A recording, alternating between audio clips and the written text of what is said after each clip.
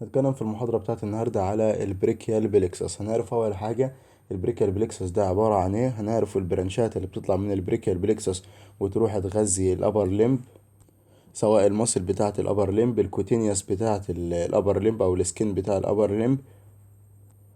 هنعرف كل البرانشات دي وهنتكلم على كل برانش فيهم بالتفصيل. نبدأ أول حاجة بالبريكيال بليكسس، والتعريف بتاع البريكيال بليكسس هو عبارة عن إيه؟ كلمة بليكسس معناها ضفيرة. هو عبارة عن كوليكشن من النيرف، تجمعات من النيرف موجودين فين؟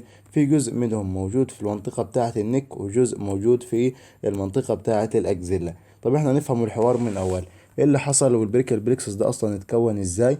البريكيال بليكسس هو طالع من الجزء بتاع السباينال كورد ده كده، السباينال كورد اللي موجود في الفيرتبرال كولوم. دي سيجمنت منه، ده جزء اناتومي، مش يعني جزء قصدي اوتونوميك، ملناش دعوه بيه، اللي هو الجزء بتاع التركيب نفسه. مش عايزك تحفظ التركيب، عايزك الحته دي تفهم بيها بس. ده جزء من السباينال كورد. قلنا كان بينقسم الى دورزال هورن وفنترال هورن، وبيطلع من الدورزال هورن دورزال روت، هيروح يدي الجزء بتاع السمباثيك والباراسمباثيك، وهيطلع فنترال روت، وهما الاثنين هيتحدوا مع بعض وينقسموا الى جزئين. جزء بقول عليه دورزال ريماي او دورزال ريمس، وعندك فنترال ريمس. يبقى في التقسيمه بتاعتهم او الانقسام بتاعهم جزء اسمه دورزال ريمس وجزء اسمه فينترال ريمس. بيقول لك ايه الفرق بين الدورزال ريمس والفينترال ريمس؟ الدورزال ريمس ده راح يغذي الماسل اوف ذا باك، الماسل بتاعه الباك. اما الفينترال ريمس ده بياخد الابر ليمب، هياخد اللور ليمب، هياخد الجزء الانتيرور واللاترال بتاع الجسم ده عن طريق الفينترال ريمس. طب في فرق تاني بين الدورزال والفينترال، ان الفنترال ريمس بيطلع بليكسس، بيطلع الضفاير دي. فعندك هنا لما نيجي نتكلم على البريكيال بليكسس واقول لك هو طالع منين اصلا، هتقول لي هو طالع من الفنترال ريماي بتاعه السباينال سيجمنت. يبقى كده هو طالع من الفنترال ريماي، هيروح يغذي مين؟ احنا دلوقتي بالنسبه للبريكيال بليكسس هو هيغذي الابر ليمب. يبقى قلنا البريكيال بليكسس ده عباره عن ايه؟ ده عباره عن كوليكشن من النيرف، تجمع من النيرف، عباره عن ضفيره.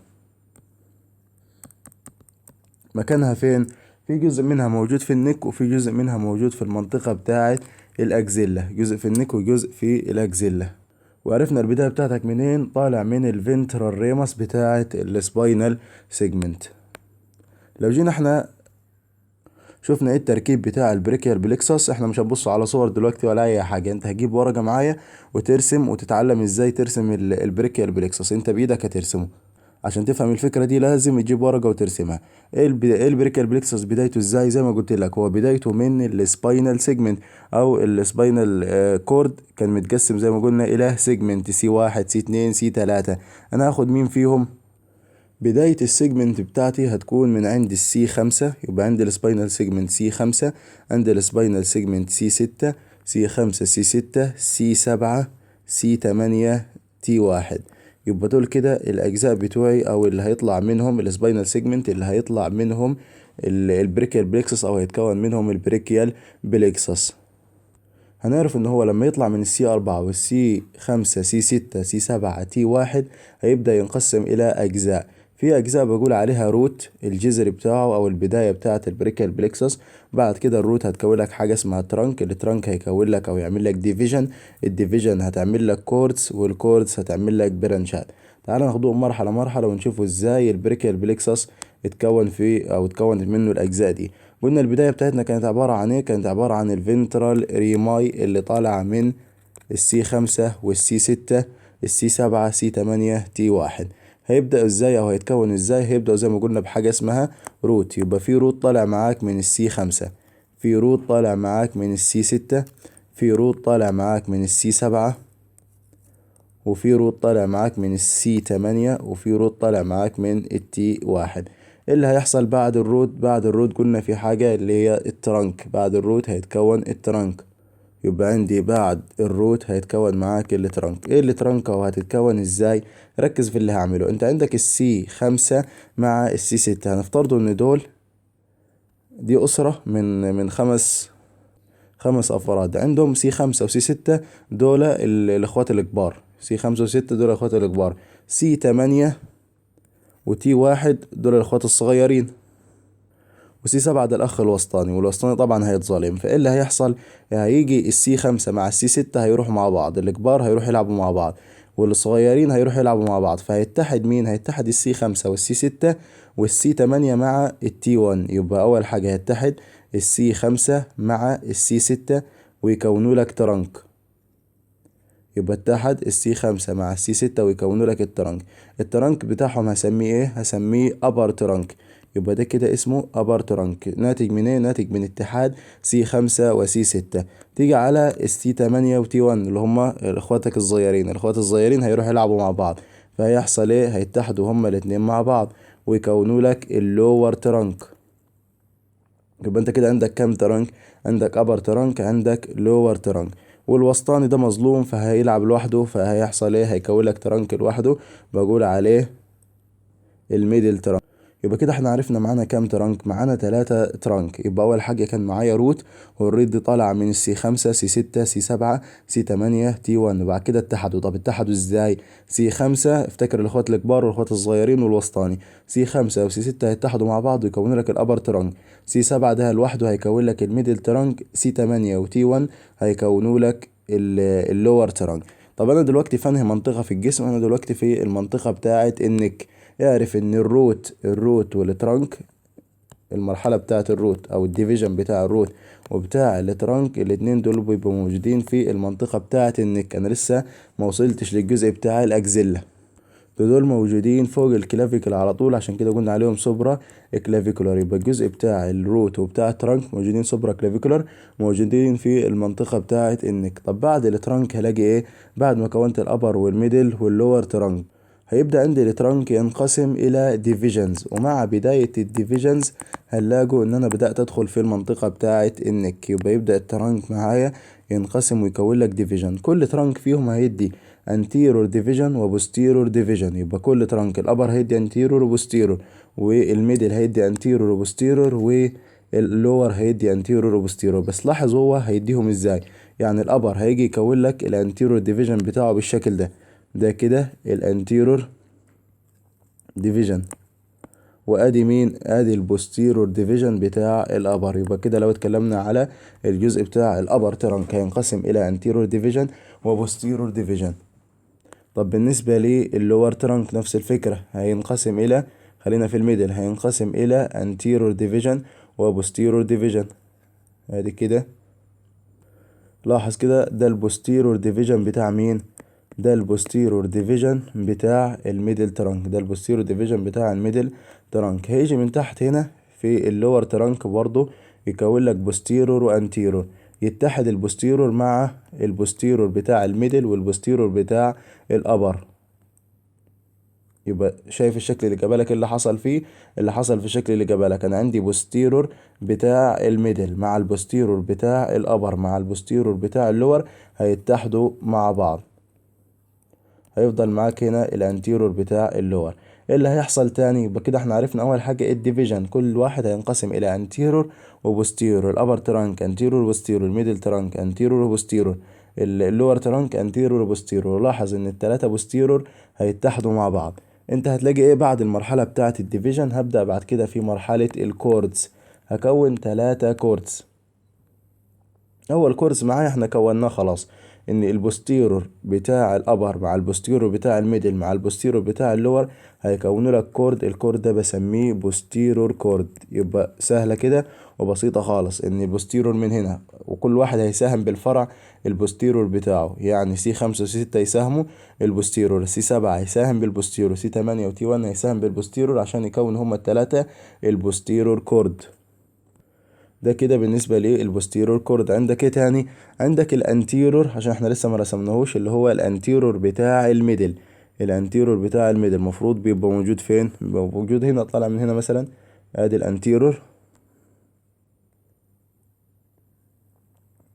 الانتيرور بتاع الميدل بيروح يتحد مع الانتيرور، ده كده الانتيرور بتاع الميدل هيروح يتحد مع الانتيرور بتاع الابر ترانك عشان يديك كورد تاني. هسميه ايه هنا في الحالة دي؟ هسميه اللاترال كورد. يبقى ده كده اسمه اللاترال كورد. يبقى احنا كده كونا تو كورد، اللاترال كورد وبوستيرور كورد. ولاحظ احنا عملنا ايه، انا عندي كان ابر ترانك، ميدل ترانك، لور ترانك. هيبدأ بعد كده يحصل ان كل واحد هيدي ديفيجن، انتيرور وبوستيرور. التلاتة بوستيرور هيتحدوا مع بعض ويكونوا لك البوستيرور كورد، والانتيرور بتاع الميدل مع الانتيرور بتاع الابر هيكون لك اللاترال كورد.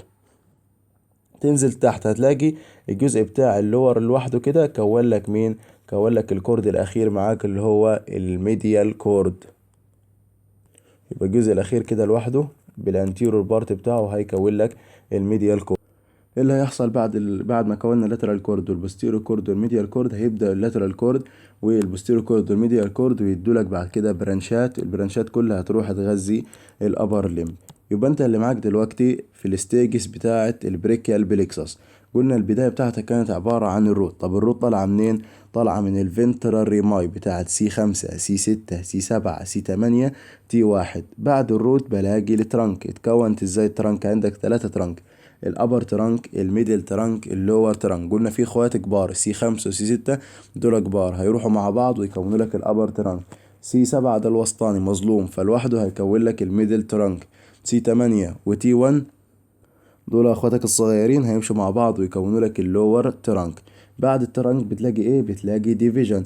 كل ترانك فيهم هينقسم الى anterior division و posterior division، anterior division و posterior division، anterior division و posterior division. التلاتة posterior اللي انا قلت لك عليهم دول هيتحدوا مع بعض عشان بعد كده يكونوا لك البوستيرور كورد، والاتنين anterior بتاع الابر والميدل هيكونوا لك اللاترال كورد، ويفضل معاك anterior بتاع اللور هيكون لك الميديال كورد. ده الكلام ده هتلاقيه مكتوب بالنص، ولكن لو انت مشيت على الكلام بس من غير ما تفهم ازاي يتكون وازاي حصل كل جزء فيهم مش هتقدر تفهمهم ولا تقدر تحفظهم. هما بالسهولة دي او بالصورة دي لو انت كتبتهم ورسمتهم ورايا ورسمتهم مثلا مرتين تلاتة كده من غير ما تبص عليهم هتلاقي الموضوع سهل وثبت معاك خالص. ده كده بالنسبة لي البريكال بلكسس. قلنا المرحلة بتاعت الروت والترانك موجودين في النك سوبرا كلافيكولار. لو دخلنا على المنطقة بتاعت او المرحلة بتاعت الكودز والمرحلة بتاعت الديفيجن هتلاقيهم دول انا دخلت تحت الكلافيكل او ورا الكلافيكل ريترو كلافيكولار. وكمان في الجزء بتاع الديفيجن هبقى في الكورد هبقى دخلت المنطقة بتاعة الأكزيلا. يبقى الكورد هلاقيه موجود في الأكزيلا. تعال نقرأ الأجزاء بتاعة البريكيال بليكسس. خلاص عرفنا التعريف بتاعه. ايه الفانكشن بتاعة البريكيال بليكسس؟ ايه الوظيفة بتاعته في الجسم؟ الوظيفة بتاعته في الجسم هو التخصص بتاعه ان هو يغذي الابر ليمب. هيغذي ايه في الابر ليمب؟ هيغذي اول حاجة السكن اللي موجودة في الابر ليمب والجوينت، يديهم سنسوري انرفيشن. يبقى هيدي سنسوري انرفيشن للسكن والجوينت. هيروح يغذي كل المسل بتاعة الابر ليمب ما عدا عضلة واحدة نعرفوها، موتور انرفيشن تو ذا مسل اوف ذا ابر ليمب. هيغذي سمباثيك للبلاد فيزل وسمباثيك للسويت جلاند. يبقى دي كده الفانكشن بتاعة البريكيال بليكسس. هيعمل ايه؟ هيعمل سنسوري انرفيشن للسكن والجوينت، موتور انرفيشن للمسل، عندك سمباثيك للبلاد فيزل، سمباثيك للسويت جلاند.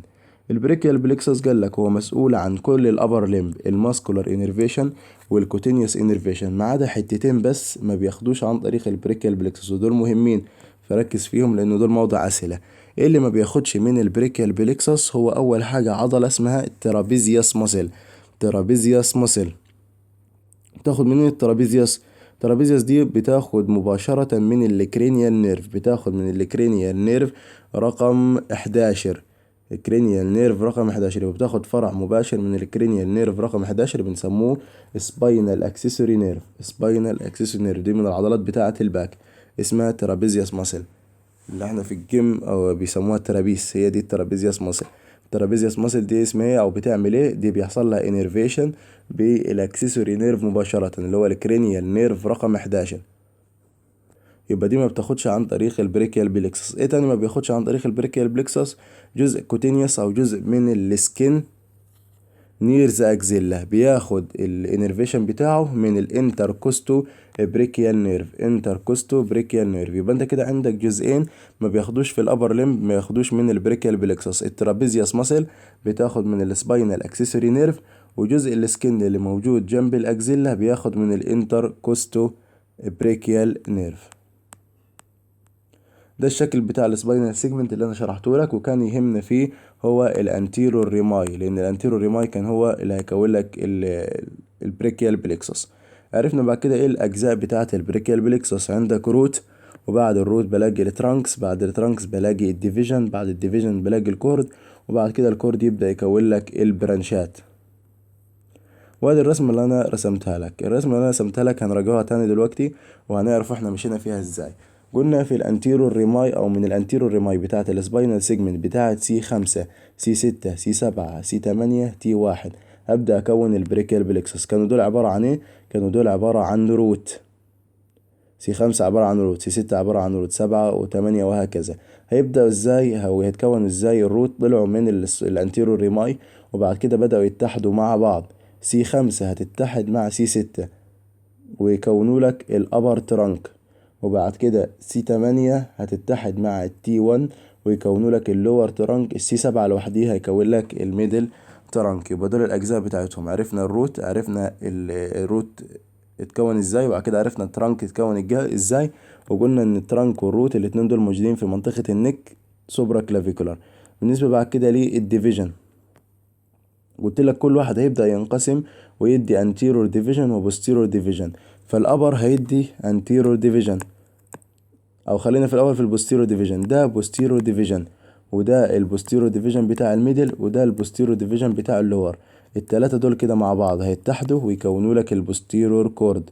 عندك الانتيرور بتاع الأبر مع الانتيرور بتاع الميدل هيتحدوا ويكونوا لك اللاترال كورد. الانتيرور بتاع اللور اونلي او لوحده هيكون لك الميديال كورد. وكده احنا كونا الكوردز. بعد ما كونا الكوردز نبدأ وبعد كده نكونوا البرانشات بتاعة البريكيال بليكسس، وهنتكلم عن البرانشات في السلايد اللي بعديها. هنتكلم على كل جزء. بالنسبة لي الروت بتاعة البريكيال بليكسس هو طالع منين؟ طالع من الفنترال برايمري ريماي. مهمة ان هو طالع من الفنترال ريماي بتاع مين؟ بتاع C5 C6 C7 C8 وT1 الفيرست ثوراسيك فيرتبري. دول بسميهم اسم تاني، اللي هم الروت اللي طالعين من الفنترال برايمري ريماي بسميهم فيكسد روت. ليه سميتهم فيكسد؟ لان دول ثابتين في كل الناس، يعني على طول بلاقيهم طالعين من 5 و6 و7. في ناس بيبقى عندهم اضافي للجزء بتاع البريكال بليكسس بيطلع من حتت، ممكن الاقيه طالع من C4 يعني قبل C5، وممكن الاقيه طالع من T2. اللي طالع من C4 عشان قبل الفيكسد روت فهقول عليه بري فيكسد روت. اللي طالع من T2 ده بعد الفيكسد روت فبقول عليه بوست فيكسد بريكيال بليكسس. يبقى الموضوع سهل، انت احفظ لي دول اهم حاجة. دي بقى معلومة زيادة، بيقول لك ان في حاجة اسمها بري فيكسد بريكيال بليكسس، يعني في ناس بيطلع عندهم البريكيال بليكسس من C4 يساهم في تكوين البريكيال بليكسس فقلت عليهم بري فيكسد. في ناس بوست فيكسد بيساهم معاهم T2. الترانكس بتاعت البريكيال بليكسس احنا عارفينهم. الابر ترانك من اتحاد C5 مع C6 روت. فاكر الاخوات الكبار هيروحوا يلعبوا مع بعض، C5 وC6 دول هيروحوا مع بعض. وبعد كده اخواتك الصغيرين اللور ترانك اللي هم C8 وT1. C8 وT1 دول هيتحدوا مع بعض ويكونوا لك اللور ترانك. بالنسبة للوسطاني ده لوحده هيكون لك الميدل ترانك هيتكون لك من C7 بس. يبقى انا لو جيت بس قريت لك الكلام ده من اول قرايه كده مش هتفهم الجزء بتاع البريكيال بليكسس. لازم ترسم الرسمه اللي فوق وتفهم احنا ماشيين ازاي في كل جزء من الاجزاء بتاعه البريكيال بليكسس. قلنا الجزء بتاع الترانك ده موجود فين؟ ده موجود في النك، في البوستيرور تريانجولار بتاعه النك. بالنسبة لي الديفيجن بتاعة البريكيال بليكسس هيبدأ كل ترانك فيهم الأبر ترانك هيدي انتيرور ديفيجن وبوستيرور ديفيجن، انتيرور وبوستيرور، انتيرور وبوستيرور، وانتيرور وبوستيرور. التلاتة بوستيرور هيتحدوا مع بعض. الجزء اللي بعد كده هو جزء الكورد. التلاتة بوستيرور هيتحدوا مع بعض ويكونوا لك البوستيرور كورد. يبقى قال لك ده البوستيرور كورد اتكون ازاي؟ اتكون من اتحاد البوستيرور ديفيجن اوف 3 ترانك. التلاتة ترانك كل واحد هيتبرع بالبوستيرور ديفيجن بتاعه عشان يكونوا لك البوستيرور كورد. بالشكل ده هيكون لك معاك البوستيرور كورد. طب اللاترال كورد والميديال كورد اتكونوا ازاي؟ اللاترال كورد اتكون، فاكرين الرسمة اللي احنا رسمناها؟ الاتحاد بتاع الانتيرور بتاع الميدل مع الانتيرور بتاع الابر هيكون لك اللاترال كورد. يبقى اللاترال كورد اتكون من اتحاد الانتيرو ديفيجن بتاعة الابر اند ميديال ترانك. بالنسبة لي الميديال كورد اتكون من الانتيرو ديفيجن بتاع مين؟ بتاع اللور ترانك بس. اللور ترانك بس هو اللي هيكون لك الميديال كورد. الارقام دي اللي جنبك انت عارفها، ان هو البوستيرو كورد طلعوا منين؟ طلعوا من كل السيجمنت سي 5 سي 6 سي 7 8 تي 1. الميديال كورد انت عارفه طالع من اللور ترانك. طب واللور ترانك اصلا جاي منين؟ ما هو اللور ترانك جاي من السي 8 تي 1، ادي اللور ترانك. فما تلخبطكش الاسماء دي. دي كده بالنسبة للجزء بتاع الكوردز. طب الجزء بتاع الكوردز ده قلنا موجود فين؟ موجود في الأكزيلا. جزء الكورد موجود في المنطقة بتاعة الأكزيلا. أما الجزء بتاع الروتس والترانكس موجودين في المنطقة بتاعة النك. بعد التقسيمة بتاعة الكورد والأجزاء دي هنبدأ ناخدوا البرانشات اللي هتطلع من البريكيال بليكسس. ايه هي البرانشز اوف ذا بريكيال بليكسس، ونحاول على قد ما نقدر نبسطوهم. لو جينا بصينا على الرسمة دي ممكن تحفظهم من الرسمة وترجع تكمل باقي التفاصيل بتاعة الرسمة اللي رسمناها بدري. أول حاجة هنقسموهم ازاي؟ هنقسموهم إلى برانشات طالعة من الروت. يبقى أول حاجة برانشات طالعة من الروت. هنلاقوا برانشين طالعين من الروت، واحد اسمه دورزال سكابولار نيرف. دورزال سكابولار نيرف. انا دلوقتي لما اكون قريب من الروت فهاخد السبلاي بتاعي مباشرة من الروت، مش عايز برانشات ومش عايز كوردز ومش عايز الحاجات دي. يبقى انا هاخد هنا من الدورزال سكابولار نيرف. ده راح يغذي عضلة هنعرفوها اللي هي بتاعة الريمبويدز ماينور، عضلات من عضلات الباك اللي هي عضلة الرومبويدز، بنسموه دورزال سكابولار نيرف. هيطلع منه تفرع تاني من السي 5. لاحظ كده السي 5 السي 6 السي 7 هما التلاتة مع بعض كده هيكونوا لك حاجة اسمها اللونج ثوراسيك نيرف. فاكرين ده بتاع مين؟ ايوه ده بتاع السيريتاس انتيرور. كان بيغذي السيريتاس انتيرور. طالع منين؟ طالع من اللونج ثوراسيك نيرف سي 5 سي 6 سي 7. يبقى ده طالع من الروت مباشرة. يبقى تاني مين البرانشات اللي بتطلع من الروت؟ دورزال سكابولار نيرف، لونج ثوراسيك نيرف، دول طالعين من الروت مباشرة. خلصنا كده الجزء بتاع الروت. تعالى نتابعه مع الرسمة دي. يبقى ادي البرانشات بتاعت البريكال بليكسوس. بالنسبة للروت هتلاقي الدورزال سكابولار نيرف اللي هو النيرف اللي رايح يغذي الرومبويدز، ولونج ثوراسيك نيرف اللي هو نيرف 2 سيريتاس انتيرور. خلصنا كده الجزء بتاع الروت. ندخل على الجزء بتاع الترنك. بيقول لك ان الترنك الوحيد اللي هيدي برانشات هو الابر ترنك، مفيش غيره. يبقى الوحيد اللي هيدي برانشات هو الابر ترنك. طب ايه البرانشات اللي هتطلع من الابر ترنك؟ عندك اول حاجه سوبرا سكابولار نيرف، سوبرا سكابولار نيرف ونيرف 2 سب كليفيوس. سوبرا سكابولار نيرف ونيرف 2 سب كليفيوس. يبقى دول البرانشين اللي بيطلع من الابر ترانك. عشان لو جالك برضو في الاسئله بتاعه الام سي كيو هيقول لك مين برانشز من الابر ترانك، ويحط لك مثلا في الاختيارات سوبرا سكابولار، يحط لك لاترال بيكتورال، يحط لك اي نيرفات معانا، هتختار السوبرا سكابولار نيرف. دي الفكره بتاعه الاسئله. يبقى سوبرا سكابولار نيرف ونيرف 2 سب كليفيوس. طب طالعين منين؟ طالعين من الابر ترانك. عرفنا كده خلاص الجزء بتاع الروت. الجزء بتاع الابر ترانك اللي طالع من الابر ترانك هو السوبرا سكابولار نيرف، والنيرف اللي رايح يغذي السب كليفيوس. بالنسبة بعد كده لللاترال كورد او الجزء بتاع الكورد، الكورد كله هيطلع منه برانشات. اللاترال كورد هيدي برانشات، الميديال كورد هيدي برانشات، البوستيرور كورد هيدي برانشات. بالنسبة لللاترال كورد هيدي ايه؟ هيدي حاجات لاترال، يعني هيدي لك نيرف اسمه لاترال بيكتورال نيرف. لو تفتكروا ده كان بيغذي مين؟ ده كان بيغذي البيكتوراليز ميجور، كان بيتغذى عن طريق اللاترال والميديال بيكتورال نيرف. ده هيكون لك اللاترال بيكتورال نيرف عن طريق اللاترال كورد. يبقى لاترال ولاترال. اللاترال كورد هيكون لك لاترال بيكتورال نيرف. بعد كده عندك في جزء تاني لاترال اللي هو اللاترال روت اوف ذا ميديان نيرف. لو جينا خدنا الميديان نيرف هو اللي انت شايفه ده. الميديان نيرف حصل ان هو اتكون من جزئين، ليه لاترال بارت وليه ميديال بارت. ليه لاترال بارت وميديال بارت.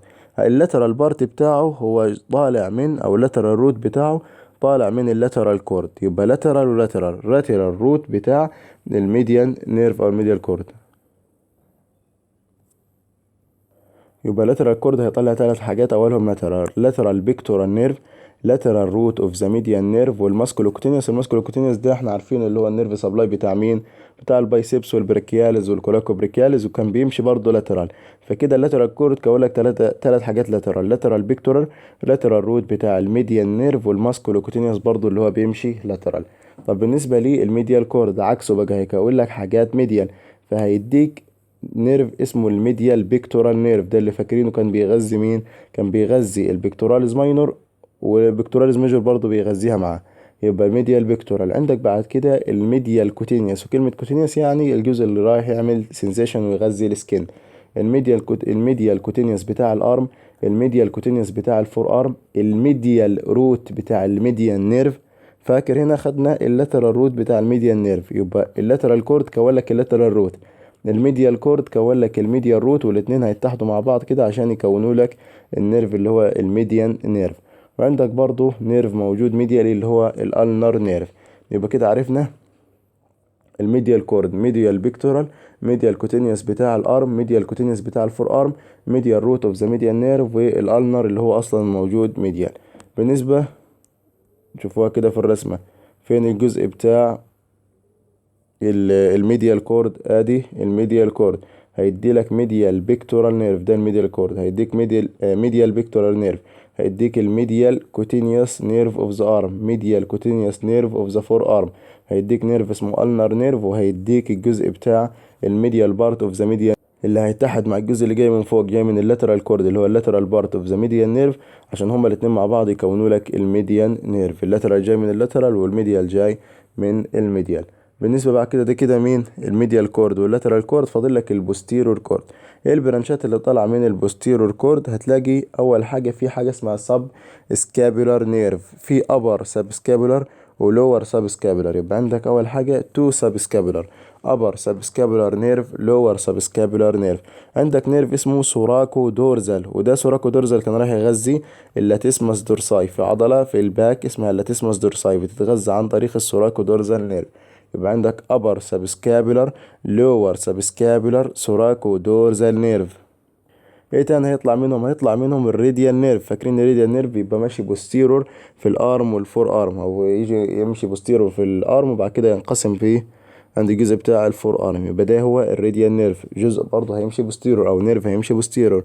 عندك ايه؟ الاكزيلاري نيرف. يبقى كده البوستيرور كورد، البوستيرو كورد بيبقى موجود اصلا ورا الاكزيلا، فهيديك مين؟ هيديك البرانشات اللي احنا قلنا عليهم دول.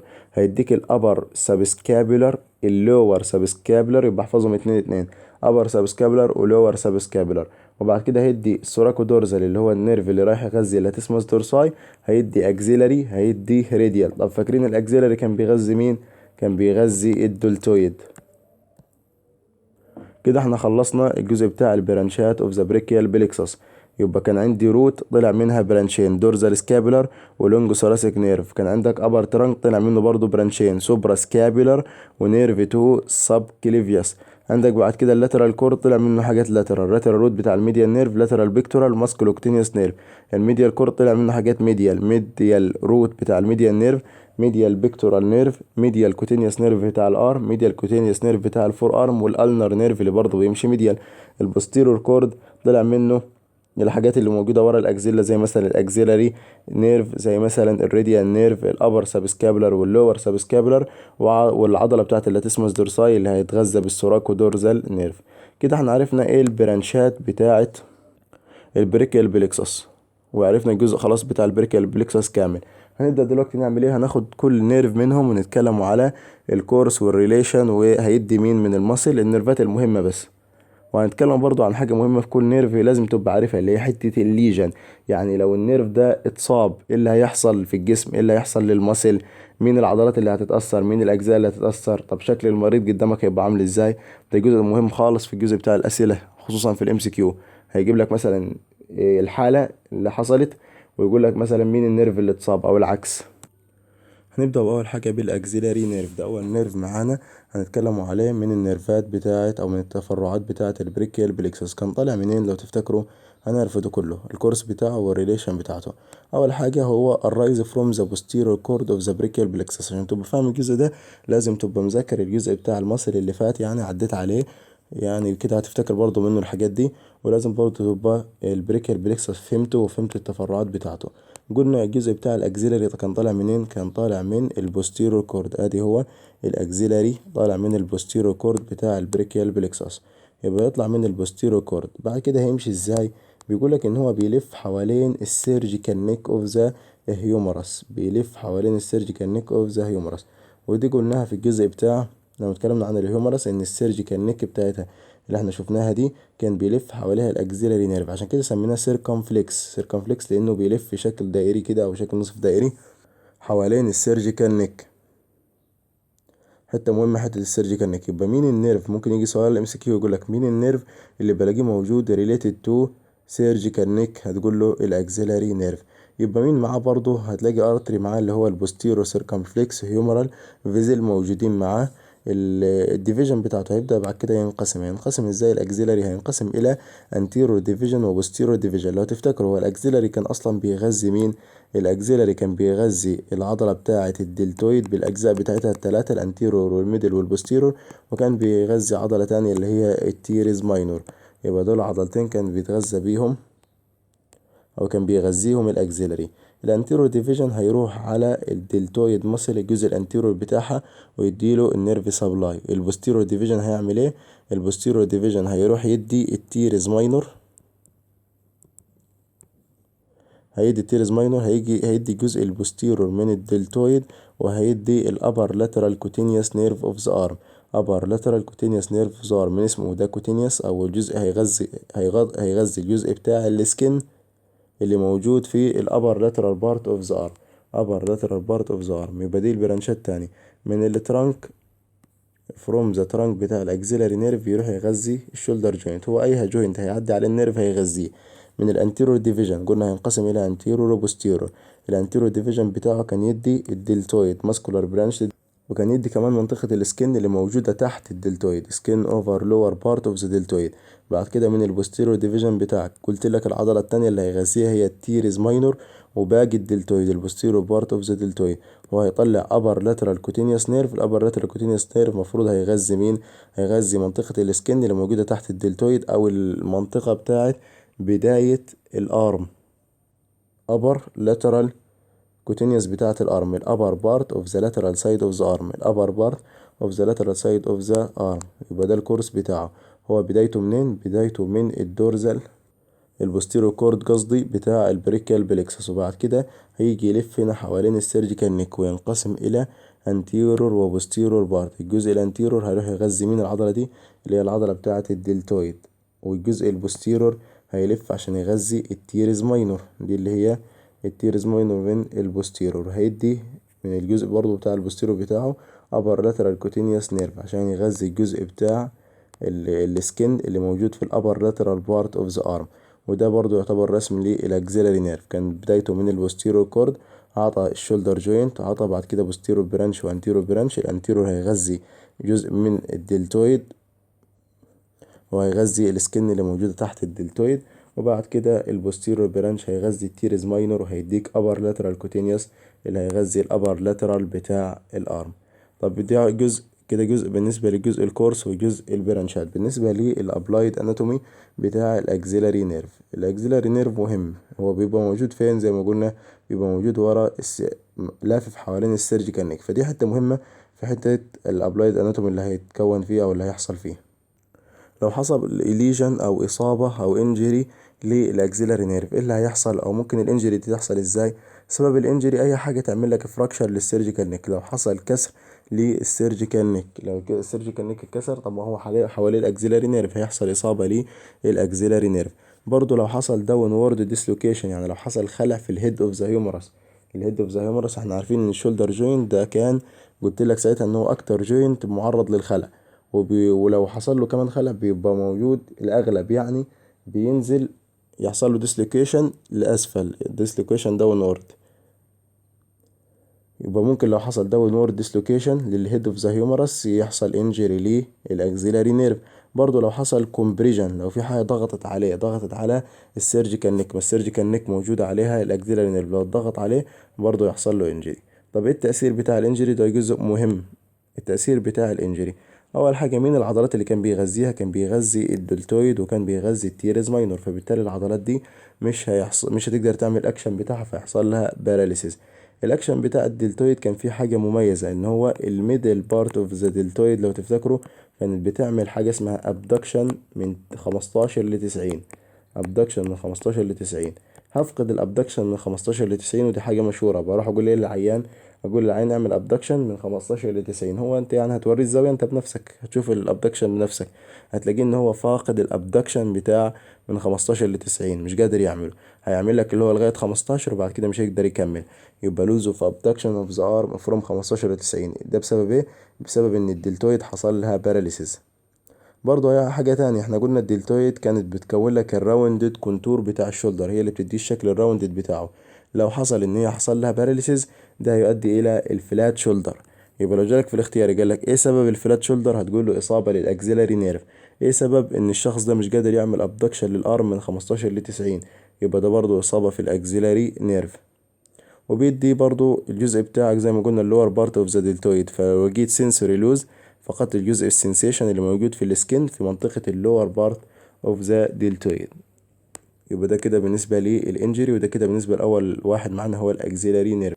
تاني واحد هنتكلم عليه هو الماسكولو كوتينيوس نيرف. الماسكولو كوتينيوس نيرف لما شرحنا الكوردز كان طالع من انهي كورد؟ كان طالع من اللاترال كورد بتاعت البريكال بلكسس. فاكرين لما قلنا لاترال بيكتورال نيرف، لاترال روت اوف ذا ميديان نيرف، وقلنا في واحد اصلا موجود ناحية اللاترال اللي هو الماسكولو كوتينيوس نيرف. ايه الكورس بتاعه؟ هو قلنا الماسكولو كوتينيوس نيرف ده اصلا وظيفته ان هو يغذي البايسبس والبريكياليز والكوراكو بريكياليز. هو بيروح يعمل بيرسز للكوراكوبريكاليز، يعني بيخترق الكوراكوبريكاليز وبعد كده يدي ماسكولار برانش. مين الماسكولار برانش اللي هيديهم؟ اللي هم البي بي سي، اللي هم البايسبس البريكياليز والكوراكوبريكاليز. الثلاثه دول هيتغذوا عن طريق الماسكولوكوتينيوس نيرف. يبقى اول حاجه هو خرم الكوراكوبريكاليز، بعد ما خرم الكوراكوبريكاليز عطى الماسكولار برانش للبايسبس والبريكياليز والكوراكوبريكاليز. هيعدي برضو على الالبو جوينت ويديه، هيعدي على القلبه. فطول ما هو عدى على القلبه هيدي مين؟ هيدي النيرف سبلاي بتاع الجوينت ده. وبعد كده عندك الكوتينيوس برانش، بيطلع منه كوتينيوس برانش بقول عليه lateral cutaneous nerve of the forearm. ده رايح يغذي مين؟ رايح للسكين، جزء السكين اللي موجود في الفور ارم، اللاترال بوردر اوف ذا فور ارم، اللاترال بوردر اوف ذا فور ارم. يبقى تاني اللي عايزين نعرفه فيه الماسكولوكوتينيوس نيرف ان هو طالع من اللاترال كورد بيخترق الكوراكو بريكياليس عشان يروح يغذي المسل اللي موجودة في الارم اللي هما البايسبس والفرونت اوف ذا ارم، البايسبس والبريكياليز والكوراكو بريكياليز. هيعدي على الالبو جوينت ويديله نيرف بالنسبة للالبو جوينت يغذيه، وهيدي lateral cutaneous nerve of the forearm، lateral cutaneous nerve of the forearm عشان يدي lateral border of the forearm. ودي نفس الفكرة musculocutaneous nerve C5 C6 C7 من اللاترال كورد في منطقة الأكزيلا هيغذي الكوراكو بريكياليز، وبعد كده في منطقة الأبر أرم هيغذي البايسبس والبريكياليز والإلبو جوينت. لما يروح في منطقة الفور أرم ملهوش غير كوتينيوس في الفور أرم، lateral cutaneous nerve of the forearm هيغذي اللاترال بارت من الفور أرم. ده كده بالنسبة للماسكولوكوتينيوس نيرف. بالنسبة بعد كده للميديان نيرف. الميديان نيرف قلنا طالع ازاي؟ ده الميديان نيرف كان بيتكون من جزئين، كان ليه لاترال روت وميديال روت. اللاترال روت كان طالع من اللاترال كورد، والميديال روت طالع من الميديال كورد. يبقى الفكرة كلها عشان تحفظ الحاجات دي ان انت تفهم الجزء اللي انا قلت لك عليه في الاول، الجزء بتاع التقسيمة بتاعت البريكال بالاكسس، هتلاقي الموضوع سهل معاك، معظم الكلام انت عارفه. الريليشن بتاع الميديان نيرف ان ذا فور ارم، هيمشي ازاي، هيوصل ازاي للفور ارم. الريليشن في حتة الفور ارم هو بيقول لك ان هو لو جاي من فوق كده ادي الميديان نيرف، هيروح يعدي على الجزء بتاع الكيوبيتال فوسا. يبقى هيعدي leave the cubital fossa عن طريق ان هو يعدي between two head of the pronator teres. فاكرين المصل اللي هما البرونيتور تيرز؟ ده كده الدخول بتاعه في المنطقة بتاعة الفور ارم. يبقى هو يدخل الفور ارم عند البرونيتور تيرز، هو شايلها لك هنا عشان يبينه لك عند التو هيد بتاع البرونيتور تيرز، ويبدأ ينزل لتحت لغاية ما يوصل للريست جوينت. عند الريست جوينت هيعدي ازاي عشان يوصل للهاند؟ احنا اتكلمنا عن حاجة اسمها فليكسور ريتيناكليوم، قلنا عبارة عن ايه؟ عبارة عن دي فاشية بتربط الكاربال بون كده ببعضيها، كان بتسيب مسافة تحتيها تحت الفليكسور ريتيناكليوم، سميناها ساعتها كاربال تانل، عامل زي نفق كده اتكون بسبب الفليكسور ريتيناكليوم. مين هيعدي فيه؟ هيعدي فيه الميديان نيرف. يبقى بداية الميديان نيرف كان الكيوبيتال فوسا، وبعد كده عدى بتوين التو هيد بتاع البرونيتور تيرز، وبعد كده عدى في الكاربال تانل عشان يوصل للهاند، واحنا اتكلمنا عنه في الجزء بتاع السبلاي في الهاند. ده كده بالنسبة للفور ارم. خلاص انتهى ودخل الكاربال تانل، يبقى دخل في الجزء بتاع الهاند. جالك ليف ذا كاربال تانل وينتهي في الديستال بوردر بتاع الفليكسور ريتاناكليوم، ينقسم إلى lateral and medial division. lateral and medial division هنشوف الانقسامات بتاعته هتغذي ايه. طب ايه البرانشات اللي هو هيديها؟ البرانشات اللي هيديها الميديان نيرف أول حاجة هو في المنطقة بتاعة الأرم. تعالى ناخده منطقة منطقة. بالنسبة للأرم هو ما بيديش برانشات، ولكن بس بيدي فازو موتور للبريكيال ارتري. احنا قلنا في سمباثيك رايح للبريكيال ارتري بياخد برضه عن طريق البريكيال بليكسس، فالميديان نيرف هيدي الفازو موتور نيرف بتاع البريكيال ارتري. وبعد كده عندك برانشز من الفور ارم، برانشات طالعة من الفور ارم. ايه البرانشات اللي طالعة من الفور ارم او اللي رايحة تغذي الفور ارم؟ الماسكولار برانش اللي راح يغذي العضلات بتاعة الفور ارم. لو رجعنا للجزء بتاع العضلات اللي موجودة في الفور ارم ونفتكر النيرف سبلاي سريعا كده، العضلات اللي كانت موجودة في الفرونت اوف ذا فور ارم اللي هم التمانية اللي اتكلمنا عليهم، كنا بنقسمهم الى سوبرفيشال وديب. قلنا ساعتها ان السوبرفيشال كلهم بياخدوا من الميديان نيرف اللي احنا بنتكلم عليه دلوقتي، ما عدا عضلة واحدة اللي هي مين؟ اللي هي كانت اسمها فليكسور كاربي النارز. وقلت لك ساعتها من اسمها هتاخد من الالنر نيرف، فليكسور كاربي النارز من الالنر نيرف. طب العضلات بتاعة الديب اللي موجودة فرونت ولكن ديب، العضلات دي كان كلها بتاخد من الانتيرور انتر اوسيوس، والانتيرور انتر اوسيوس ده برانش من الميديان نيرف، ما عدا نص عضلة اللي هي نص الفليكسور ديجيتورم بروفاندس. نص الفليكسور ديجيتورم بروفاندس دي تجميع مهمة للجزء بتاع النيرف سبلاي كله لجزء الفور ارم. دي كده بالنسبة للفرونت. كنا عندنا lateral compartment كان فيهم عضلتين، اللاترال كان بياخد من الراديال نيرف، وعندك بعد كده الباك كله كان برضو عبارة عن راديال نيرف او ديب برانش من الراديال نيرف اللي هو posterior interosseous، ما عدا عضلة واحدة اللي هي عضلة الانكونياس. دي الوحيدة اللي كانت مختلفة عليهم، ما بتاخدش من البوستيرور انتر اوسيوس، ما بتاخدش من البوستيرور انتر اوسيوس بتاع الراديال نيرف. يبقى كده عرفنا العضلات بتاعة الفور ارم. ندخل بعد كده على ايه العضلات اللي هتغذيهم. بالنسبة للماسكولار برانش هي هتدي البرونيتور تيرز، هتدي الفليكسور كاربي رادياليز، البلماريز لونجس، الفليكسور ديجيتورم سوبرفيشياليز. هم كده لو شلتهم وقلت عضلات السوبرفيشيال في الفرونت ما عدا عضلة واحدة اللي هم الفليكسور كاربي النارز مش هتلاقيها مكتوبة. هتلاقي هم الأربعة، ولكن الفليكسور كاربي النارز مش موجودة معاك، لأن الفليكسور كاربي النارز هتاخد من الألنر نيرف. هتعدي طبعا على الالبو جوينت فتدي الالبو جوينت نيرف سبلاي ليه.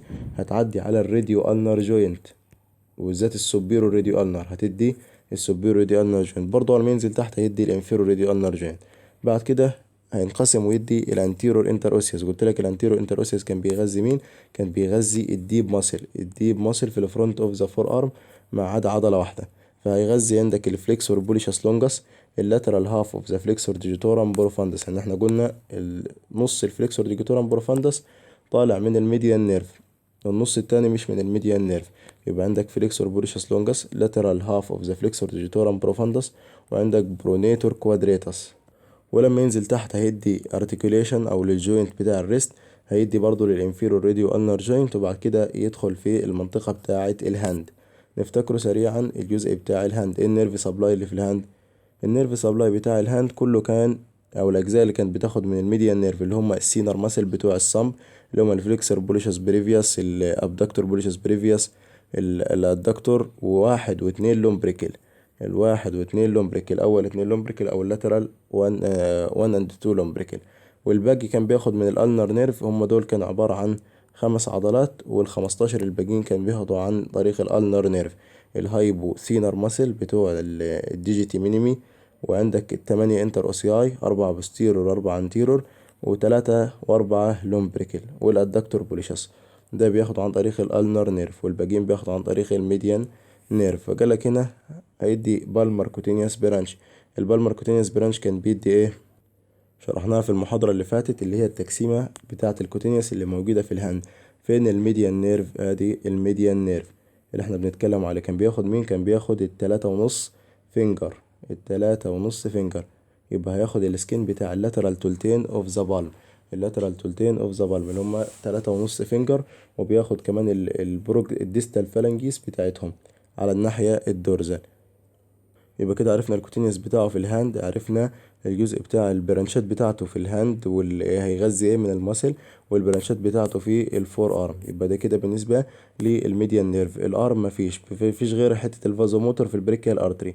الفور ارم كان بيدي كل الماسل السوبرفيشال بتاعه الفرونت اوف ذا فور ارم اللي احنا قلنا عليهم قبل كده، هيعدي على الالبو جوينت يديه، هيعدي على السوبيرو راديو النر جوينت هيديه، وينقسم ويدي انتيرو انتر اوسيوس اللي هيغذي الديب ماسل بتاعه الفرونت اوف ذا فور ارم، دي الديب ماسل للفرونت اوف ذا فور ارم. هيعدي على الريست يديه، هيعدي على الانفيرور راديو النر جوينت، ولما يدخل جوه الهاند هيدي برضه ماسل موجوده في الهاند، وبعد كده هيدي السكين بتاعت اللاترال تولتين اوف ذا بالم. ادي البرانشات بتاعته في الهاند. زي ما قلت لك هو بيغذي مين في الهاند؟ هو بيغذي التلاتة هايبوثينر، التلاتة سينر قصدي، اللي هما مين؟ اللي هما الفليكسور بوليشاس بريفيوس، الابدكتور بوليشاس بريفيوس، الاوبوننس بوليشاس. التلاتة دول بقول عليهم السينر ماسلز. هيعدي زي ما قال لك في الديستال بوردر بتاع الفليكسور ريتيناكليوم، وبعد كده يغذي التلاتة دول. بعد كده برضو بيبدأ يدي انقسامات بقول عليها بالمر ديجيتال برانش. البالمر ديجيتال برانش هتبدأ تغذي التلاتة بالمر ديجيتال نيرف، او تدي تلاتة بالمر ديجيتال نيرف عشان تغذي لك الثامب والاندكس فينجر. تدي الثامب اتنين وتروح تغذي الاندكس فينجر. وفاكر مين الفيرست لومبريكل هتتغذى برضو عن طريق مين؟ عن طريق الميديان نيرف. احنا قلنا السينر التلاتة سينر وواحد واتنين لومبريكل، فالواحد واتنين لومبريكل تاخد فرع من الميديان نيرف اللي هو الفرع اللي بقول عليه اللاترال ديفيجن اوف بالمر ديجيتال برانش. الميديال ديفيجن كان هيدي برضو اتنين بالمر ديجيتال برانش ويروحوا للسكند لومبريكال ماسل، السكند لومبريكال ماسل. بالنسبة لجزء الكوتينيوس فانت عندك بالمر ديجيتال نيرف كان بيغذي مين؟ كان بيغذي اللي هما التلتين بتاع اللي هما 3 فينجر ونص. قالك supplies skin on the front and the sides of the finger and the dorsum of distal phalanx بتاعت الصمب والdorsum of the middle distal phalanx of the other digits. ادي الاجزاء بتاعت الميديال نيرف. كان بدايته منين؟ كان بدايته من C5 C6 C7 C8 T1. كان ليه جزء ميديال روت ولاترال روت، كان بيطلع من جزئين، جزء من اللاترال كورد وجزء من الميديال كورد. كنا في المنطقة بتاعت الارم ملهوش برانشات، مفيش غير البرانش بتاع البريكال بلكسس فازو موتور اللي هو البريكال ارتري قصدي. البريكال ارتري دي في اول حاجه في المنطقه اللي بتاعه الاكزيلا مفيش برانشات. يدخل بعد كده على منطقه الارم مفيش غير بس البرانش بتاع البريكال ارتري. ينزل على الفور ارم هيغذي الالبو جوينت وهو نازل، هيغذي السوبيرور راديو النر جوينت، هيدي العضلات بتاعه البرونيتور تيريز الفليكسور كاربي رادياليز. مفيش الناريز، كل العضلات بتاعه السوبرفيشال ما عدا الارناريز. احفظهم من الجزء القديم، يعني احفظهم من العضلات والجزء اللي احنا خدناه قبل كده عشان ما يبقاش صعب عليك. من قدام كل اللي موجودين من قدام سوبرفيشال ما عدا الالنارز بتاخد من الالنر نيرف. يبقى كده يدي انتيرور انتر اوسيوس نيرف. الانتيرور انتر اوسيوس نيرف هيغذي كل الديب الفرونت ديب بتاع الفور ار. وبعد كده يروح يغذي الريست جوينت، يدي الراديو النر جوينت الانفيرور بارت بتاعه. يبدا بعد كده يدخل جوه الهاند. الهاند هيغذي الثري سينر، هيغذي الفيرست تو لومبريكل، هيغذي البالمر ديجيتال برانش اللاترال 3.5 فينجر ده كوتينيوس. هيدي جزء السكن بتاع 3.5 فينجر، وهيدي بالمر كوتينيوس برانش. لو حصل انجري بالنسبة للجزء بتاع الميديان نيرف، ايه اللي هيحصل للعيان لو حصل انجري الميديان؟ هنقسمه الإصابة بتاعته على حسب المستوى بتاع الإصابة. هل أنت اتصبت فوق الريست ولا اتصبت فين، ولا اتصبت تحت، أو يا إما فوق الريست يا إما فوق، يا إما اتصبت في الأرم نفسه في بداية الميديان نيرف. أي إصابة من دول هتعمل لك 3 حاجات. أول حاجة بتعمل لك ايب لايك ديفورماتي. أدي الايب لايك ديفورماتي. إيه سبب الايب لايك ديفورماتي؟ هيبقى ظاهر كده الإيد الشخص ده مش قادر يحرك الصمب بشكل كويس. وهنلاقوا الصم برضه فقد عضلة مهمة. ايه العضلة اللي فقدها؟ فقد الجزء بتاع الاوبوزيشن اللي هي عن طريق العضلة بتاعة الاوبوننس. الاوبوننس دي كانت بتعمل لك الاوبوزيشن او حركة الاوبوزيشن في الصم اللي هي قلنا عليها حركة بتاعة التسبيح. هتلاقي الجزء بتاع الهاند فقد، او الجزء بتاع الصم فقد العضلة دي، فلوز اوف اوبوزيشن اوف ذا صمب. هتلاقي برضه في سنسوري لوز لجزء اللي هو الجزء الكوتينيوس اللي بيغذيه. الجزء بتاع الكوتينيوس ده انا بعرف منه لو في اصابة مثلا فيه، لو عايز احدد الاصابة بتاعة الميديال نيرف احددها ازاي؟ اروح على الجزء اللي بيغذيه كوتينيوس واشك العيان بدبوس واشوف بقى هو هيتغذى هيحس بألم ولا لا. لو ما حسش بألم ده معناها ان الجزء ده مصاب او النيرف ده هو اللي مصاب. يبقى هو كان بيدي السكين بتاع اللاترال 3.5 فينجر. في حاجة برضو اسمها كاربال تانل سيندروم. كاربال تانل سيندروم دي عبارة عن ايه؟ ده عبارة عن سندروم بتحصل بسبب ان في حاجة ضغطت على الميديان نيرف وهو معدي جوه الكاربال تانل. انا قلت لك الميديان نيرف كان بيعدي ازاي؟ كان بيعدي في الكاربال تانل اهو. ادي كان فليكسور ريتيناكليوم وكان تحتيه الكاربال تانل. الميديان نيرف كان بيعدي جوه الكاربال تانل. لو في اي حاجه زي مثلا انفلاميشن حصل في المنطقه دي، او لو حصل مثلا ديسلوكيشن لواحده من الكاربال بون، اتخلعت الكاربال بون، لو كان في هنا ايديميتاس فلويد، اي حاجه من دول ضغطت على الميديان نيرف ممكن تعمل لك الكاربال تانل سيندروم.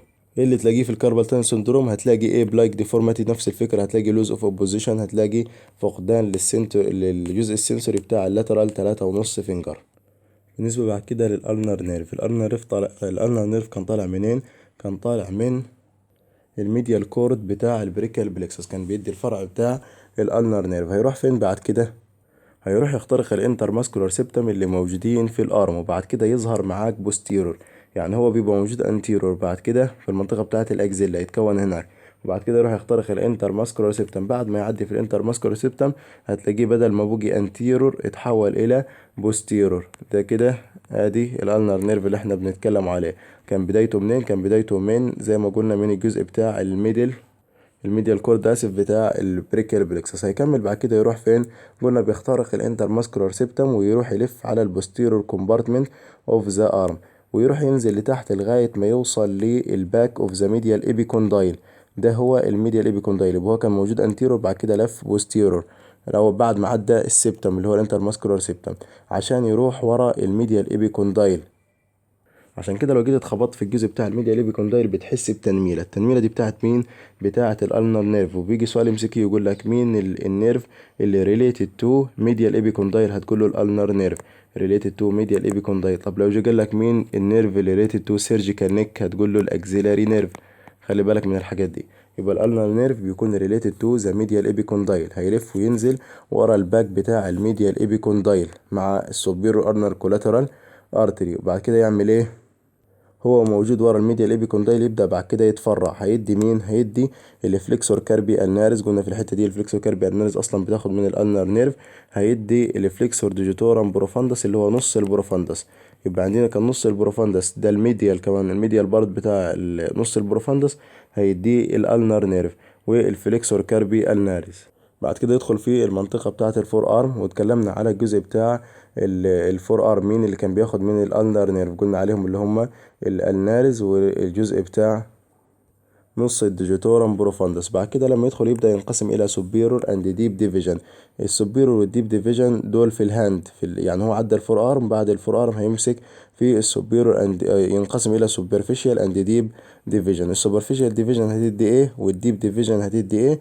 بيقول لك إن السوبرفيشال ديفيجن دي هتدي برانش بتاع الميديال 1.5 فينجر اللي هو البالمر ديجيتال برانش اللي هو الكوتينيوس بتاع 1.5 فينجر. لو رجعنا كده ولقينا إن الميديال صباع ونص كان بياخده من مين؟ كان بياخده من الالنر نيرف. يبقى دول كده هيديهم عن طريق البالمر ديفيجن بتاعته. يبقى دي كده البالمر او السوبرفيشال ديفيجن بتاعت البالمر ديجيتال برانش هيدي ميديال 1.5 فينجر. الديب ديفيجن بتاعته هتبدأ تدي العضلات اللي موجودة فين؟ العضلات اللي موجودة في الجزء بتاع الهاند. يبقى ليه ديب ديفيجن هتغذي المصل، وليه جزء بتاع السوبرفيشال ديفيجن هيغذي الميديال 1.5 فينجر. ده كده بالنسبة لي الميديال نيرف. عرفنا الالنر نيرف، عرفنا ايه الكورس بتاعه وبدايته منين، والحتة المهمة ان هو موجود ورا الميديال ايبيكوندايل. وبعد كده هيدي العضلات بتاعة الفور ارم الانتيرو كومبارتمنت. بعد كده يدخل جوه وينقسم الى ديب برانش من الالنر نيرف ويغذي المصل اللي موجودة في المنطقة بتاعة الهايبوثينر والاجزاء دي ال15 مصل اللي احنا قلنا عليهم. وبرضه هيدي كوتينيوس سوبرفيشال برانش، هيدي الكوتينيوس بتاع الميديال 1.5 فينجر زي ما اتكلمنا في الهاند. ايه البرانشات بتاعته؟ البرانشات بتاعته في الارم هو مش بيدي برانشات في الارم، ولكن هيعدي على الالبو فيدي برانش للالبو جين. بالنسبه للماسكولار برانش بتاعته في الفور ارم احنا عارفينهم اللي هما الفليكسور كاربي النارس كان بيدي عضله ونص. الفليكسور كاربيال نيرز والميديال هاف بتاع الفليكسور ديجيتورم بروفاندس. طب الكوتينيوس برانش هيدي فيه الجزء بتاع الفور ارم. البالمر كوتينيوس برانش هيدي الجزء الميديال تولت اوف ذا بالم اللي هما الميديال 1.5 فينجر. الدورزال كوتينيوس هيدي الدورزم اوف ذا هاند، الجزء اللي من بره من في الدورزم. يعني انت كان بتغذي الجزء بتاع الميديال 1.5 فينجر من الناحية الدورزال ومن الناحية البالمر. وبعد كده البرانشات بتاعته اللي قلنا بتاخد معاك المنطقة بتاعة الهايبوثينر كلهم، المصل بتاعت الهايبوثينر اللي هم الفليكسور جي تي مينيمي، ابدكتور جي تي مينيمي، وبونس جي تي مينيمي. هياخد معاه التمانية انتر اوسياي، هياخد معاه الادكتور بوليشس والميديال تو لومبريكل، لان اللاترال تو لومبريكل كان بيتغذوا عن طريق الميديال نيرف. وهيدي الريست وهيدي الميتاكاربو فالنجيال جوينت لان هو هيعدي عليهم، وبرضه هيعدي على الارتري اللي هو البالمر ديجيتال ارتري وهيديله الفازومو. طب ايه الليجن او الانجري اللي حصل لو حصل انجري في الالنر نيرف؟ ايه الاصابه اللي انت هتتصاب بيها لو حصل انجري في الالنر نيرف؟ في حاجتين. في اول حاجه بيعمل لك حاجه اسمها كلو هاند. كلو هاند يعني الايد بتاعت الشخص دي تبقى عامله زي المخلب. مش عارف ليها صوره هنا ولا لا. ده كده الشكل بتاع الكلو هاند. ايه اللي حصل فيه؟ حصل انجري للالنر نيرف.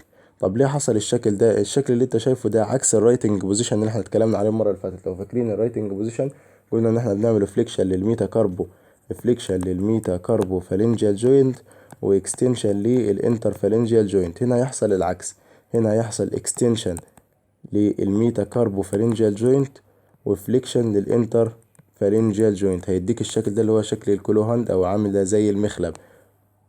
يبقى لو حصل انجري للالنر نيرف، لو جاب السؤال ام سي كيو ويقول لك الانجري بتاع الالنر نيرف هيعمل لك ليجن اسمه ايه، هتقول له الكلو هاند. ايه اللي هيحصل في الكلو هاند؟ هيحصل اكستنشن للميتا كاربو فالنجيال جوينت وفليكشن للانتر فالنجيال جوينت.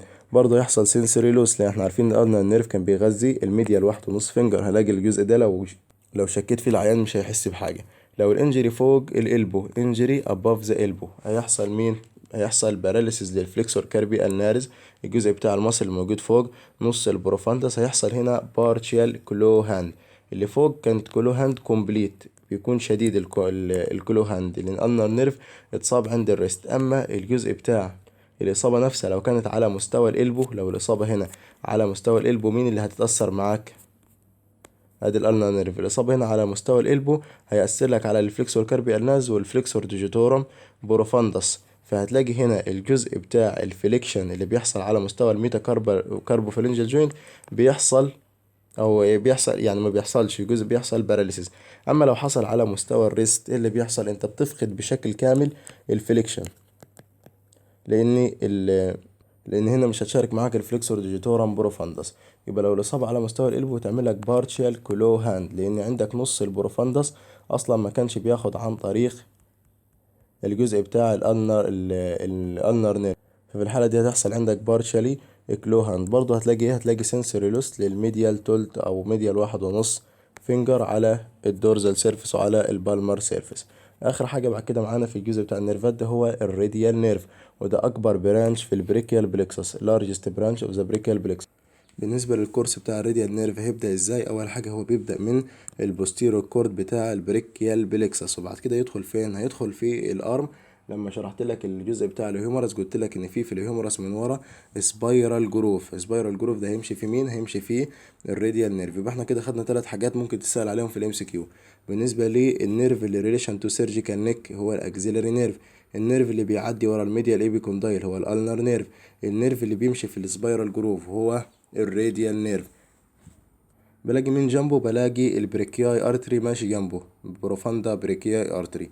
وبعد كده يخترق الانتر ماسكولار سيبتم عشان يطلع ناحية الانتيرور. في اللي فات في الالنر نيرف قلنا كان بيخترق الانتر ماسكولار سيبتم وبعد كده يروح بوستيرور. هنا الراديال نيرف هيروح ناحية الانتيرور كومبارتمنت. طب النهاية بتاعته بتكون ازاي؟ النهاية بتاعته ان هو هيبدأ ينقسم الى ديب تيرمينال برانش اللي هو هيديلك البوستيرور انتر اوسيوس نيرف، اللي هو لو تفتكروا هيغذي المصل الديب اللي موجودة في الجزء بتاع الفور ارم، الباك اوف ذا فور ارم، والجزء بتاع الديب في الباك اوف ذا فور ارم. يبقى ده الكورس بتاع الراديال نيرف. ادي البدايه بتاعته اتكون في الاكزيلا من البوستيرور كورد، وبعد كده راح مشى في السبايرال جروف، ادي الراديال جروف او السباينال جروف جواه الراديال نيرف. بعد كده يخترق الانتر ماسكولار سيبتم عشان يظهر معاك من الجزء الانتيرور، ويبدا ينقسم الى جزئين. لما يدخل المنطقه بتاعه الفور ارم هيديك جزء ديب برانش اللي هو البوستيرور انتر اوسيوس، ادي البوستيرور انتر اوسيوس نيرف، وهيغذي الديب ماسل اللي موجوده في الباك، وهيدي برضو سوبرفيشال برانش نيرف. سوبرفيشال برانش رايحه فين؟ يبقى كده عرفنا الراديال نيرف. الراديال نيرف ايه البرانشات بتاعته؟ البرانش بتاعه اول حاجه بالنسبه لمنطقه الاكزيلا هيروح يدي تو ماسل. مين التو ماسل في منطقه الاكزيلا؟ اللونج هيد بتاعه الترايسبس والميديال هيد اوف ذا ترايسبس. يبقى هو احنا عارفين ان هو بيغذي الترايسبس، فهيغذي اللونج هيد وهيغذي الميديال هيد، وبرضه بيدي بوستيرور كوتينيوس بتاعه الارم. الارم هو معدي بوستيرور، فهيدي الكوتينيوس او السكين بتاع الارم هيغذيه. البرانشيت بتاعته جوه السبايرال جروف برضه هيشتغل على الترايسبس تاني، اللاترال هيد اوف ذا ترايسبس. هنا اللاترال مش معانا، فهتلاقي اللاترال هيد اوف ذا ترايسبس. الميديال هيد اوف ذا ترايسبس برضه بتاخد نيرف سبلاي او من الجزء ده. الانكونيوس لو تفتكروا ان احنا قلت لك في كل العضلات بتاعه الفور ارم، وزي ما قلنا هيدي بوستيرو كوتينيوس بعد كده للفور ارم. البرانشات بتاعته من على اللاترال سايد اوف ذا ارم برضو 3 ماسل، بيروح يدي اللاترال بارت اوف ذا بريكياليز، البريكيو رادياليز، الاكستنسور كاربي رادياليز، لونجس. فاكرين دول بتوع مين؟ دول بتوع اللاترال كومبارتمنت اوف ذا فور ارم اللي احنا قلنا عليهم بيتغذوا عن طريق الراديال نيرف. بعد كده في الاخر هيكون لك الديب بوستيرور انتر اوسيوس برانش، وهيكون لك السوبيرور تيرمينال راديال برانش. ده كده لو في منطقة الاكزيلا ومنطقة الفور ارم. يبقى ادي الراديال نيرف كان بيدي البوستيرو كوتينيوس نيرف بتاع الارم، اللي هو في جزء الارم هيغذي الكوتينيوس او السكن بتاع البوستيرو بارت اوف ذا ارم. وبعد كده يبدا ينزل تحت يدي الترايسبس اللونج هيد والميديال هيد واللاترال هيد بتاعه الترايسبس، هيدي البريكياليز جزء من البريكياليز والبريكيو رادياليز، الاكستنسور كاربي النارس، الاكستنسور كاربي رادياليز لونجس. وبعد كده يكون لك البوستيرو كوتينيوس بتاع الفور ارم. يبقى هو واخد البوستيرو كوتينيوس بتاع الارم والبوستيرو كوتينيوس بتاع الفور ارم، ويدخل بعد كده في الجزء التاني معانا الجزء بتاع الفور ارم والماسل بتاعتهم. هيدي اكستنسور كاربي رادياليس بريفيوس سوبايناتور، كل العضلات دول هيديهم احنا قلنا عليهم. وهيدي اللي هو الديب برانش بتاعته اللي هو البوستيرور انتر اوسيوس، كان بيغذي كل الديب ماسل اللي موجودة في الباك، هم دول العضلات. وعندك بعد كده هيدي العضلات بتاعة الهاند، لا ما كانش يغذي عضلات في الهاند. افتكر الجزء ده بتاع الراديال نيرف. الراديال نيرف خدناه في الهاند فين؟ خدناه في السنسور انرفيشن بتاع اللاترال 3.5 فينجر من ناحية الدورزم. يبقى الدورزم اوف ذا هاند 3.5 فينجر. هرجع لك الجزء بتاع السنسور انرفيشن تاني بتاع ادي الجزء ده. ادي الجزء بتاع الراديال نيرف واخد مين؟ واخد ال3.5 فينجر، ولكن واخد كلهم ما عدا الديستال فالانكس بتاعتهم ومن الناحية الدورزم. طب لو حصل انجري للراديال نيرف، لو حصل اصابه للسبايرال جروف، والسبايرال جروف اي انجري فيها هيؤدي الى اصابه الراديال نيرف، لان هو بيعدي فيها. ده هيؤدي الى ايه؟ هيؤدي الى ان حصل ريست دروب. هتلاقي الريست بتاع الشخص المصاب ده بيحصل فيه دروب بالشكل اللي جابلك ده، هو ده الريست دروب. طب ده حصل ليه؟ لان انت فقدت الاكستنسور ماسل كلهم فقدتهم. جالك ترايسبس از نوت كومبليتلي باراليسيد. اول حاجه الالبو ممكن تعمل له اكستنشن عادي لو حصلت الاصابه في الراديال نيرف. الالبو ممكن يشتغل عادي والترايسبس ممكن تشتغل، ولكن الماسل اوف ذا باك اوف ذا فور ارم دول استحاله يشتغلوا، فيعملوا لك ريست دروب ويعملوا لك فينجر دروب. بالنسبه للسوبرفيشال راديال نيرف وهي حته الترايسبس عشان هي بتغذيها على حسب مستوى الاصابه كان فين بالظبط، بتفرق معاك الترايسبس. طب ما الجزء الكوتينيوس برضه هتبدا تفقد الجزء بتاع الكوتينيوس، وخصوصا كمان الجزء بتاع اللاترال تولتين اوف ذا دورزم اوف ذا هاند. هنا بيتكلم لك على السوبرفيشال راديال نيرف. قلنا ده عباره عن ايه؟ ده عباره عن السوبرفيشال برانش من الراديال نيرف. كان بيدي مين؟ قلنا كان بيدي اللاترال 3.5 فينجر بتوع الدورزم اوف ذا هاند، البروكسيمال فالانجيز بتاعتهم بس. اما الديستال فالانجيز دي كانت بتاخد من حته تانية. السوبرفيشال راديال نيرف كان بيبدا منين وبينتهي فين؟ قال لك هو جاي في اللاترال سايد اوف ذا فور ارم، وبيعدي عن حاجة اسمها كده، هيعدي عن في حتة اسمها سناف بوكس.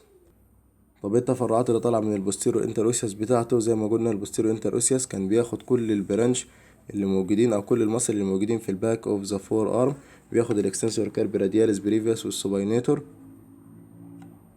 وكان بيغذي الريست جوينت والكاربال جوينت. قلنا الانجري بتاعته تعمل ايه؟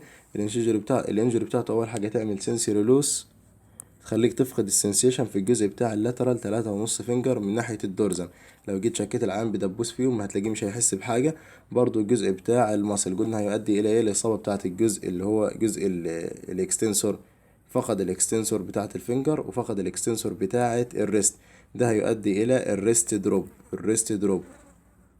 ولو حصلت الإصابة دي على مستوى اللاترال إيبيكوندايل بتفقد العضلة اللي هي بتاعة السوباينيتور اللي هي كانت بتعمل سوباينيشن، ولكن البايسبس كانت بتساعد في العملية بتاعة السوباينيشن.